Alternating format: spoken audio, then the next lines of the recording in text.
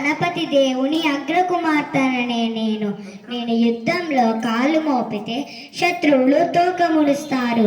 నా వీర గర్జలు వింటే పై ప్రాణాలు పైనే పోతాయి. నేను రణరంగంలో వీర విహారం చేస్తుంటే ముందు చూస్తే రుద్రమ్మ, వెనుక చూస్తే రుద్రమ్మ, ప్రక్క చూస్తే రుద్రమ్మ శత్రువులు పరుగు తీస్తారు. ఆంధ్రదేశ చరిత్రలో మా కాకతీయ రాజ్యం ఒక విశిష్ట స్థానం ఉంది. ఒక పక్క మా తండ్రి గణపతి దేవుడు, ఒక ప్రక్క సంగీత సాహిత్య నృత్య నేర్పిస్తూ మరో పక్క రాజనీతి అర్థశాస్త్ర విద్యలు నేర్పిస్తున్నారు. మా తండ్రితో పాటు నేను ఒక్కొక్కరిని ఓడిస్తూ ముందుకు పోతూ ఉంటే ద్రోణకి ద్రోహైన రాజు నా మీద కత్తి దూశాడు. కానీ నేను జంకలేదు. పురుష వేషంలో విజయం సాధించి ముందుకు వచ్చాను.